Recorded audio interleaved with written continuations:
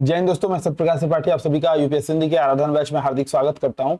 ये बैच अपने रैंडमनेस यानी कि जो यूपीएससी पीसीएस या अन्य परीक्षाओं की जो रैंडमनेस है उसको बनाए रखने के लिए जानी जाती है।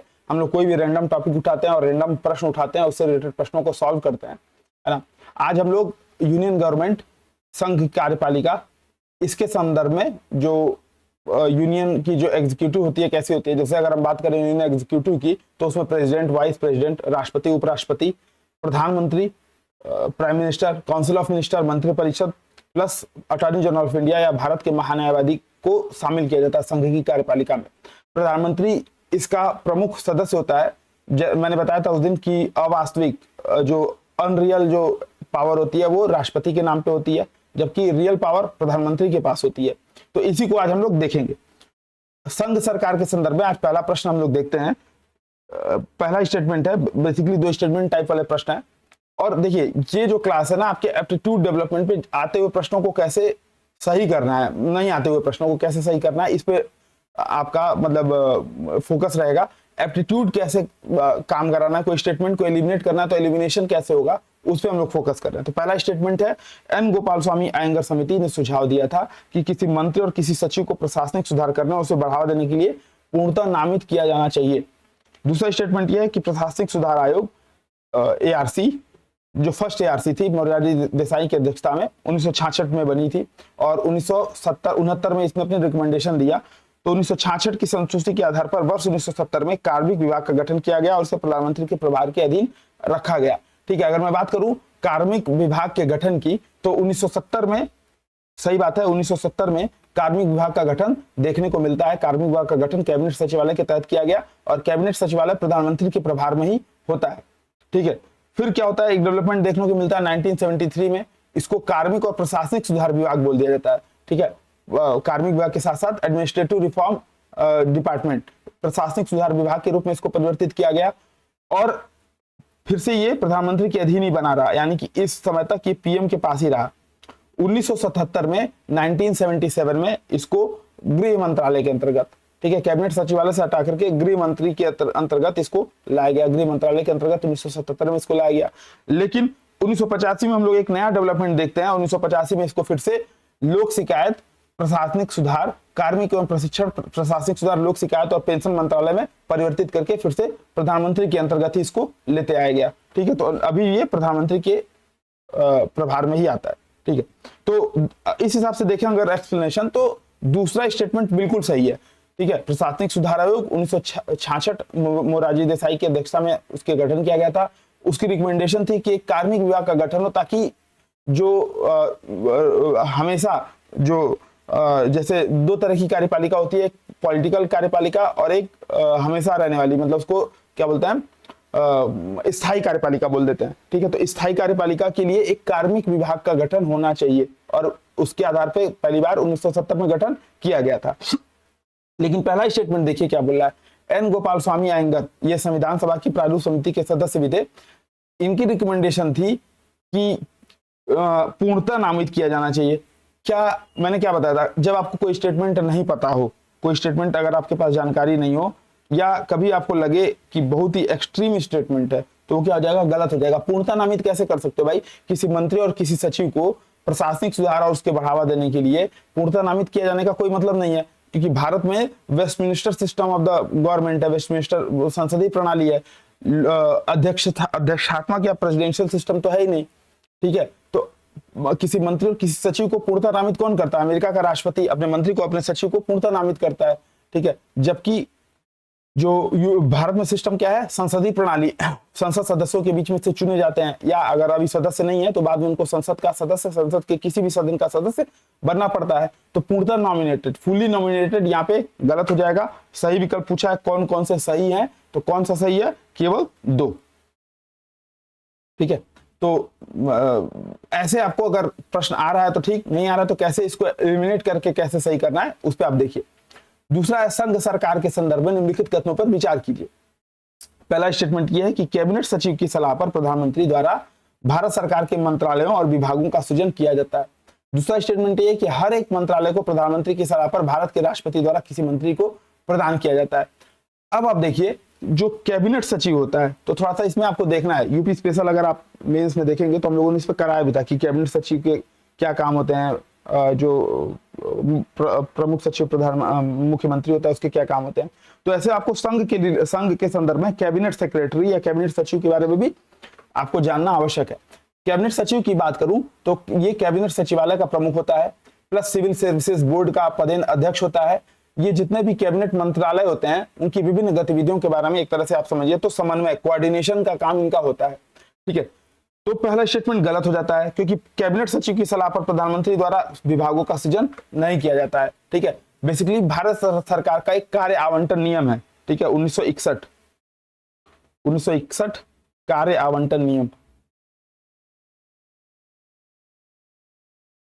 कार्य आवंटन नियम। तो 1961 का कार्य आवंटन नियम भारत सरकार, इसके अंतर्गत सरकार के जो मंत्रालय या विभाग होते हैं वो प्रधानमंत्री की सलाह पर राष्ट्रपति द्वारा सृजित किए जाते हैं। ठीक है, तो सृजन किसके द्वारा किया जाता है? राष्ट्रपति। और किसकी सलाह पर? पीएम की सलाह पर।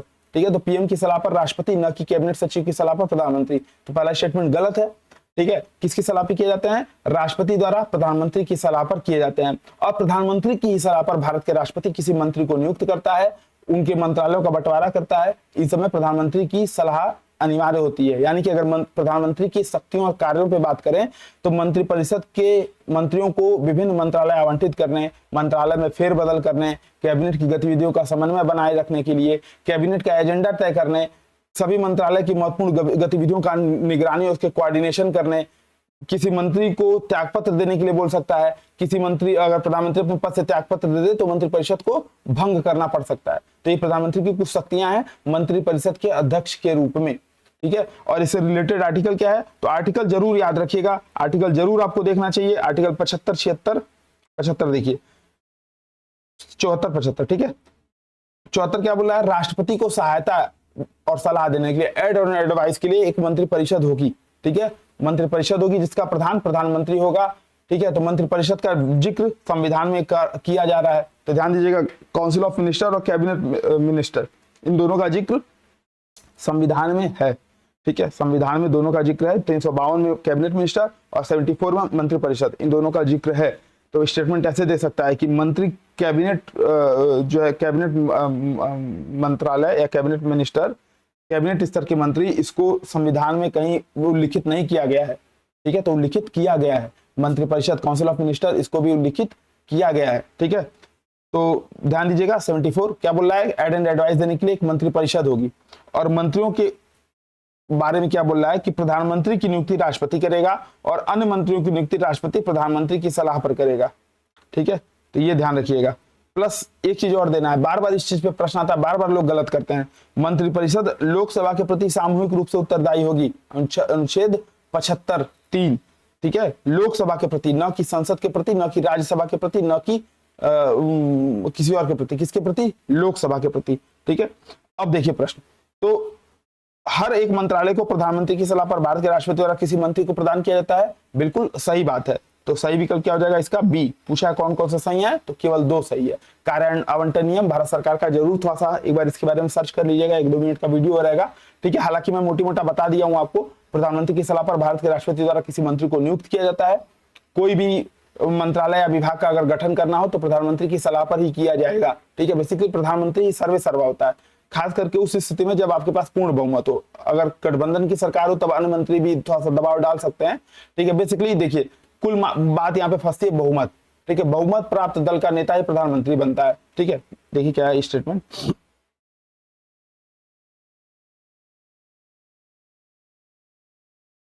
अच्छा, इसमें ऐसा नहीं दिया है, कोई बात नहीं। बेसिकली ये जो राष्ट्रपति के प्रसाद पर्यंत अपने पद धारण करेंगे, ये राष्ट्रपति की जो प्रसाद पर्यंतता है, ठीक है, जो प्लेजरनेस ऑफ प्रेसिडेंट है, ये कहीं न कहीं बहुमत पे टिका हुआ है। ठीक है, अपने मन से राष्ट्रपति नहीं किसी को हटा सकते जब तक कि प्रधानमंत्री सलाह ना दे दे या उनका बहुमत खत्म ना हो जाए। ठीक है, तीसरा प्रश्न देखिए, यदि भारत के प्रधानमंत्री संसद के उच्च सदन के सदस्य हैं तो वे, ठीक है, अब 3-4 ऑप्शन आपको दिया है, वे अविश्वास प्रस्ताव की स्थिति में अपने पक्ष में वोट नहीं दे सकेंगे, वे निम्न सदन में बजट पर नहीं बोल सकेंगे, वो केवल उच्च सदन में ही वक्तव्य दे सकते हैं, उन्हें प्रधानमंत्री पद शपथ ग्रहण करने के बाद 6 महीने के अंदर निम्न सदन का सदस्य बनना पड़ेगा।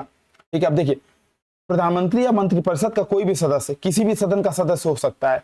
ठीक है, भारत में क्या है, प्रधानमंत्री या जो मंत्रिपरिषद है वो किसी भी सदन का सदस्य हो, सदस्य न भी हो तो 6 महीने का उसको समय मिलता है, वो किसी भी सदन का सदस्य बन सकता है। यानी कि निम्न सदन का सदस्य बनना अनिवार्य नहीं है। विकल्प डी गलत हो जाएगा, क्योंकि क्या बोल रहा है, 6 माह के अंतर्गत निम्न सदन का होगा, जबकि क्या है, किसी भी सदन का सदस्य बन सकता है। दूसरा, वो केवल उच्च सदन में ही वक्तव्य दे सकता है। अगर उच्च सदन का सदस्य है तो उच्च सदन या निम्न सदन, लोकसभा या राज्यसभा, किसी में भी, अगर राज्यसभा का सदस्य है तो लोकसभा या राज्यसभा, राज्यसभा का सदस्य है तो लोकसभा या राज्यसभा, किसी में भी वो वक्तव्य या स्टेटमेंट अपना दे सकता है, उसमें कोई दिक्कत नहीं है। बजट में बोलने पे भी वो उच्च सदन निम्न सदन दोनों में बोल सकता है, लेकिन वो वोट नहीं दे सकता है। अगर उच्च सदन का सदस्य है तो वो निम्न सदन में वोट नहीं दे सकता, यानी कि जिस सदन का सदस्य है उसी सदन में वोटिंग वो कर पाएगा। तो अविश्वास प्रस्ताव की स्थिति में अपने पक्ष में वोट नहीं दे पाएगा, क्योंकि प्रधानमंत्री उच्च सदन का सदस्य यानी कि राज्यसभा का सदस्य है। और जबकि अविश्वास प्रस्ताव कहाँ लाया जाता है, अविश्वास प्रस्ताव लाया जाता है लोकसभा में, क्योंकि लोकसभा, अभी मैंने आपको आर्टिकल दिखाया था 75(3), आर्टिकल 75(3), ठीक है, लोकसभा के प्रति सामूहिक रूप से उत्तरदायी होगा। और लोकसभा का नियम 194 भारत सरकार के संदर्भ में अविश्वास प्रस्ताव की बात करता है। लोकसभा का नियम, अविश्वास प्रस्ताव किसी भी संविधान में वर्णित नहीं है। ठीक है, तो ध्यान दीजिएगा, प्रधानमंत्री या मंत्रिपरिषद का कोई भी सदस्य जो किसी भी सदन का सदस्य है वो कहीं भी बोल सकता है, लेकिन मतदान वहीं करेगा जहां पे जिस सदन का वो सदस्य होगा। ठीक है, अविश्वास प्रस्ताव की बात करें तो वो लोकसभा में जो है लोकसभा में ही लाया जाता है। और अगर प्रधानमंत्री जब उच्च सदन का सदस्य है तो वो अविश्वास प्रस्ताव की स्थिति में लोकसभा में वोटिंग नहीं कर पाएगा। ठीक है, अविश्वास प्रस्ताव पारित हो जाएगा तो उसको मंत्रिपरिषद को त्यागपत्र देना पड़ेगा। ठीक है, तो सही विकल्प इसका क्या हो जाएगा, ए। ठीक है, इसका सही विकल्प ए हो जाएगा। यानी कि प्रधानमंत्री, एक तरह से इससे क्या निष्कर्ष सामने आ रहा है कि प्रधानमंत्री जिस सदन का सदस्य होता है उस सदन का नेता सदन भी होता है। ठीक है, यानी कि अगर प्रधानमंत्री लोकसभा का सदस्य है तो लोकसभा का नेता सदन होगा, और अगर राज्यसभा का है तो राज्यसभा का नेता सदन होगा। ठीक है, अगला देखिए, राष्ट्रपति भारत सरकार का कार्य अधिक सुविधापूर्वक किए जाने के लिए और मंत्रियों में उक्त कार्य के आवंटन के नियम बनाएगा। भारत सरकार की समस्त कार्यपालक कार्यवाहियां प्रधानमंत्री के नाम से की हुई कही जाएंगी। ठीक है, क्या बोल रहा है, प्रधानमंत्री के नाम से की हुई कही जाएंगी। अब आर्टिकल आप देखिए एक बार, सरकारी कार्य का संचालन, आर्टिकल 77, भारतीय संविधान का अनुच्छेद 77 क्या बोल रहा है, भारत सरकार की समस्त कार्यपालक कार्यवाहियां राष्ट्रपति के नाम से की हुई कही जाएंगी। ठीक है, राष्ट्रपति के नाम से की हुई कही जाएंगी, तो प्रधानमंत्री के नाम से की हुई कही जाएंगी वो स्टेटमेंट था, तो स्टेटमेंट क्या हो जाएगा, गलत हो जाएगा। ठीक है, और क्या बोल रहा है, राष्ट्रपति भारत सरकार के कार्य अधिक सुविधापूर्वक किए जाने के लिए मंत्रियों में उक्त कार्य के आवंटन का नियम बनाएगा। यानी कि 77(1) और 77(3) जो स्टेटमेंट है उसके बारे में क्लैरिफिकेशन दे रहा है। पहला स्टेटमेंट क्या हो जाएगा, यहाँ पे सही हो जाएगा, क्योंकि राष्ट्रपति भारत सरकार के कार्य को अधिक सुविधापूर्वक बनाने के लिए कार्य के आवंटन का नियम बनाएगा। ठीक है, भारत सरकार कार्य आवंटन नियम 1961 के तहत। ठीक है, यहाँ पे 1961 याद रखिएगा जरूर, और प्रधानमंत्री के नाम से नहीं बल्कि राष्ट्रपति के नाम से की हुई कही जाएंगी। तो सही विकल्प क्या हो जाएगा, पूछा कौन कौन से सही है, तो कौन कौन से सही है, केवल एक सही है। ठीक है, तो अब इस स्थिति में आपको अनुच्छेद 74, 75 और 77 तीनों को बारे में थोड़ी थोड़ी जानकारी अच्छे से होनी चाहिए। ठीक है, 74 क्या है, राष्ट्रपति को सहायता एवं सलाह देने के लिए प्रधानमंत्री की अध्यक्षता में एक मंत्रिपरिषद होगी, प्रधानमंत्री की नियुक्ति राष्ट्रपति करेगा। अनुच्छेद 75, वह अन्य मंत्रियों की नियुक्ति राष्ट्रपति प्रधानमंत्री की सलाह पे करेगा। ठीक है, तो अनुच्छेद 75 और 74, 75, 77 ये आपको याद करना चाहिए। ठीक है, और 75 का 5 भी दिखा देता हूं, ये भी आवश्यक है। देखिए, कोई मंत्री जो निरंतर 6 मास तक किसी अवधि तक संसद के किसी सदन का सदस्य नहीं है तो उस अवधि की समाप्ति पर मंत्री नहीं रहेगा। यानी कि मंत्री, किसी ऐसे व्यक्ति को मंत्री बनाए जाने पर जो किसी सदन का सदस्य नहीं है, 6 माह के भीतर उसे संसद का सदस्य बनना पड़ेगा। ठीक है, ये चीज याद रखिएगा। अब देखिए प्रश्न 5, भारत के प्रधानमंत्री की नियुक्ति के समय, ठीक है, 4 स्टेटमेंट आपको दे रहा है। जरूरी नहीं कि वह संसद के दोनों सदनों में से एक का आवश्यक रूप से सदस्य हो, परंतु उसे 6 माह के अंदर आवश्यक रूप से दोनों में से एक सदन का सदस्य हो जाना चाहिए। बिल्कुल। अभी हम लोगों ने इसकी चर्चा की थी। ठीक है, जरूरी नहीं कि वह संसद के दोनों सदनों में से एक का आवश्यक रूप से सदस्य हो, परंतु उसे 6 माह के अंदर लोकसभा का सदस्य हो जाना चाहिए, ऐसा आवश्यक नहीं है। किसी भी सदन का सदस्य बन सकता है। ठीक है, 6 माह के अंदर किसी भी सदन का सदस्य बन सकता है। 6 माह के बाद अगर नहीं बन पाया तो उसको त्यागपत्र देना पड़ेगा, मंत्रिपरिषद भंग हो जाएगी, फिर वो राष्ट्रपति को समर्थन पत्र सौंपेगा, फिर उसके बाद 6 महीने का एक्सटेंशन हो जाएगा। ठीक है, संसद के दोनों सदनों में से एक का आवश्यक रूप से सदस्य होना चाहिए। नियुक्ति के समय ऐसा आवश्यक नहीं है, कोई भी बन सकता है भाई, कोई भी बन सकता है। याद करिए जब मनमोहन सिंह शपथ ले रहे थे तो शायद वो सदस्य नहीं थे, राज्यसभा मतलब बाद में राज्यसभा में आए थे, है ना। आवश्यक रूप से लोकसभा का सदस्य होना चाहिए, ऐसा आवश्यक नहीं है, ये ब्रिटेन में है। निम्न सदन का सदस्य होना चाहिए, ऐसा आवश्यक नहीं है, ये ब्रिटेन में व्यवस्था है। तो सही विकल्प क्या हो जाएगा? ए, यानी कि राष्ट्रपति द्वारा उस व्यक्ति को प्रधानमंत्री नियुक्त किया जाता है जिसे लोकसभा में बहुमत प्राप्त है, यानी कि बहुमत प्राप्त दल का नेता, या चाहे वो दल हो चाहे वो गठबंधन हो, राष्ट्रपति उसी को नियुक्त करेगा जिसको बहुमत प्राप्त दल अपना नेता चुनेगा। तो प्रधानमंत्री की नियुक्ति के समय उसको किसी भी सदन का सदस्य होना आवश्यक नहीं है। ठीक है, 75.5 अभी हम लोगों ने देखा कि लोकसभा या राज्यसभा का सदस्य उसको बनना पड़ेगा, अन्यथा 6 माह बाद वो पद पे नहीं रह पाएगा। तो प्रश्न 6 देख लेते हैं, कौन सा वक्तव्य सही है। ये 96 में प्रश्न पूछा गया था, और देखिए ये ऐसे प्रश्न आपको घुमा देते हैं। ठीक है, ऐसे प्रश्न आपको घुमा देते हैं। भारत का प्रधानमंत्री है आसान प्रश्न लेकिन घुमा देगा। भारत का प्रधानमंत्री संसद के दोनों सदनों के सदस्य में से अपने मंत्रियों का चयन करने के लिए स्वतंत्र है। बिल्कुल सही बात है, स्वतंत्र है, क्या दिक्कत है। भारत का प्रधानमंत्री संसद के दोनों सदनों में से किसी भी मंत्री का चयन कर सकता है। इस विषय में भारत के राष्ट्रपति के साथ उचित परामर्श करके अपने मंत्रिमंडल के सहयोगियों का चयन करता है। भाई ऐसा कहाँ होता है, प्रधानमंत्री जो है वो अपने मन से जिसको चाहे उसको राष्ट्रपति को बोलेगा भाई इनको बनाओ, तो राष्ट्रपति उनको बनाना पड़ेगा, तो गलत है। अपने मंत्रिमंडल में मंत्री के रूप में काम करने के लिए व्यक्तियों के चयन करने में पूर्णतः स्वविवेक का प्रयोग करता है। ठीक है, पूर्णतः स्वविवेक। भाई मंत्रिमंडल में मंत्री का चयन करना है तो राष्ट्रपति प्रधानमंत्री जिसको चाहे उसको बनाए, पूर्णतः स्वविवेक। अच्छा, ये स्थिति कब है? जब उसके पास बहुमत है। जब उसके पास बहुमत है तो पूर्णतः स्वविवेक का प्रयोग करता है, नहीं तो गठबंधन वाली राजनीति में गठबंधन के जो दल होते हैं वो प्रेशर गेम खेलते हैं। तो बिल्कुल सही बात है, तीसरा भी सही हो जाएगा। डी देखिए, अपने मंत्रिमंडल के सहयोगियों का चयन करने में सीमित शक्तियां रखता है क्योंकि स्वविवेक की प्रयोग की शक्तियां भारत के राष्ट्रपति में निहित हैं। तो ऐसा कहीं नहीं है, बिल्कुल गलत है। प्रधानमंत्री इस मामले में पूर्णतः स्वतंत्र है। अब आप कहेंगे यार इसके तो 2 उत्तर सही हो गए, तो देखिए होता क्या है, सबसे सही विकल्प क्या है। अब पहला स्टेटमेंट फिर से देखिए, संसद के दोनों सदनों के सदस्यों में से अपने मंत्रियों का चयन करने के लिए स्वतंत्र है। मान लीजिए अगर मैं प्रधानमंत्री बन जाता हूं तो मैं क्या करूंगा, लोकसभा के सदस्यों में चुनूंगा या राज्यसभा के सदस्यों में चुनूंगा, या तो किसी बाहरी जो लोकसभा या राज्यसभा दोनों में से किसी का सदस्य नहीं है उसको बना दूंगा। तो पहला विकल्प फिर क्या हो जाएगा, गलत हो जाएगा। ठीक है, तो सही विकल्प इसका क्या हो जाएगा, सी। ठीक है, प्रधानमंत्री मंत्रिपरिषद का प्रधान होता है और ऐसे प्रधान के रूप में उसको अपने सहयोगियों को चुनने के लिए पूर्ण स्वतंत्रता होता है। ठीक है, वो किसी संसद के बाहर के व्यक्ति को भी मंत्री बना देगा लेकिन 6 माह के अंदर उसको बनना पड़ेगा। ठीक है, तो चलिए 7 प्रश्न। भारत संघ में मंत्रिपरिषद संयुक्त रूप से लोकसभा और राज्यसभा के प्रति उत्तरदायी है। अभी हम लोगों ने क्या देखा, लोकसभा के प्रति उत्तरदायी है, गलत हो जाएगा। लोकसभा और राज्यसभा दोनों के सदस्य संघीय सरकार में मंत्री बनने के लिए पात्रता रखते हैं, बिल्कुल सही हो जाएगा। ऐसे प्रश्न तो इजी टाइप के प्रश्न होते हैं, अगर एक गलत एक सही तो सीधा सॉरी हो जाएगा डी। कथन गलत है पर कारण सही है। ठीक है, अभी हम लोगों ने 75.3 क्या देखा था, देखिए 75.3,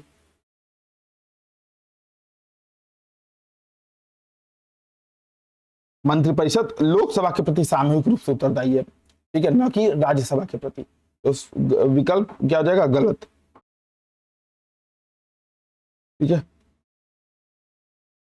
अगला प्रश्न फिर देखिए 2013 में पूछा था और ये 2007 का प्रश्न था। 2013 का प्रश्न क्या है कि केंद्र में मंत्रिपरिषद संसद के प्रति सामूहिक रूप से उत्तरदायी होगी। संघीय मंत्री भारत के राष्ट्रपति के प्रसाद पर्यंत पद धारण करेंगे और विधि निर्माण हेतु प्रस्तावों के बारे में प्रधानमंत्री राष्ट्रपति को सूचित करेगा। ठीक है, अभी 75.3 क्या देखा था कि मंत्रिपरिषद लोकसभा के प्रति उत्तरदायी होगी, न कि संसद, क्योंकि संसद में कौन है, संसद में राष्ट्रपति, राज्यसभा और लोकसभा, राज्यसभा और लोकसभा। ठीक है, तो पहला स्टेटमेंट क्या हो जाएगा, गलत, बिल्कुल। अभी हम लोगों ने 75.2 देखा था, तो मंत्री जो है राष्ट्रपति के प्रसाद पर्यंत अपने पद धारण करेंगे, लेकिन ये जो प्रसाद पर्यंतता है वो बहुमत के अधीन है ना। विधि निर्माण हेतु प्रस्तावों के बारे में प्रधानमंत्री राष्ट्रपति को सूचित करेगा। ये अनुच्छेद 78, अगर अनुच्छेद 78 आप खोल करके देखें तो अनुच्छेद 78 क्या बोल रहा है, राष्ट्रपति को जानकारी देने आदि के संबंध में प्रधानमंत्री के कर्तव्य, ठीक है। तो जो भी ये कर्तव्य है वो राष्ट्रपति के संदर्भ में प्रधानमंत्री का है ना पूरा। तो इस ये तीसरा स्टेटमेंट क्या है, बिल्कुल सही है। यानी कि प्रधानमंत्री का ये कर्तव्य है कि वो संघ के कार्यकलाप के संबंध में राष्ट्रपति को सूचित करें, ठीक है। संघ के कार्यकलाप के संबंध में, प्रशासन संबंधी जो भी या विधान विषयक, ठीक है। तो विधि निर्माण हेतु प्रधानमंत्री राष्ट्रपति को सूचित करेगा, बिल्कुल 78 के अंतर्गत, आर्टिकल 78 के अंतर्गत सही है। सही विकल्प क्या हो जाएगा, 2 और 3। पूछा कौन कौन से सही हैं, कौन कौन से सही है, तो 2 और 3 सही है। 9वां देखिए, निम्नलिखित में से किसका भारतीय संविधान में स्पष्ट उल्लेख तो नहीं है परंतु परिपाटी के रूप में पालन किया जाता है। पहला है वित्त मंत्री को निम्न सदन का सदस्य होना चाहिए, यानी कि लोकसभा का सदस्य होना चाहिए, ऐसा कुछ आवश्यक नहीं है। लोकसभा राज्यसभा किसी का भी हो सकता है। अभी जो निर्मला सीतारमण जी थी वो शायद उच्च सदन की थी, राज्यसभा की। इसके पहले जेटली जी थे, वो भी उच्च सदन के थे, है ना। तो यानी कि वित्त मंत्री को निम्न सदन का सदस्य होना अनिवार्य नहीं है। दूसरा है प्रधानमंत्री यदि निम्न सदन में बहुमत खो दे तो उसे त्यागपत्र दे देना चाहिए, ठीक है। बिल्कुल संविधान में उल्लेख नहीं है लेकिन ये परिपाटी है, ठीक है। परिपाटी है, अनुच्छेद 75(3) क्या है कि लोकसभा के प्रति सामूहिक रूप से उत्तरदायी है। और उस उत्तरदायित्व में ये एक चीज है कि अविश्वास प्रस्ताव बेसिकली नो कॉन्फिडेंस मोशन, है ना।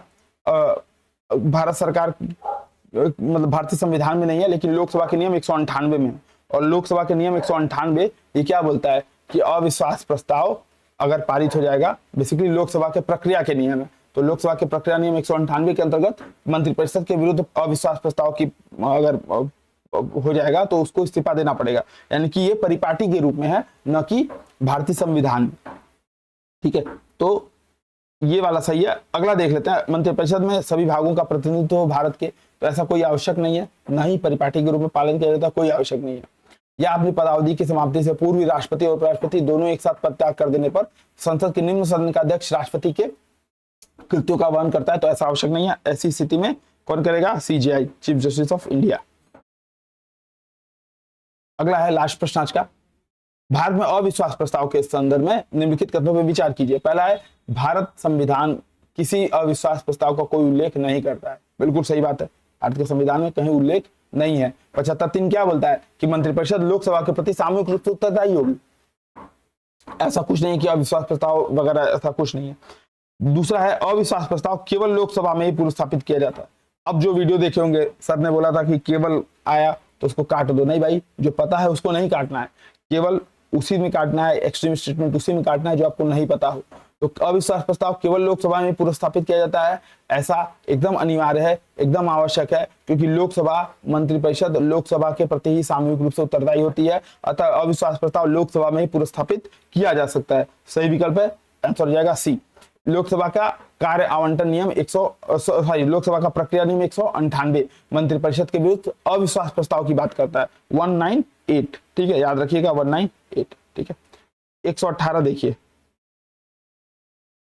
इसके संदर्भ में आप एक बार 118 देख लीजिए, तब ज्यादा समझ पाएंगे।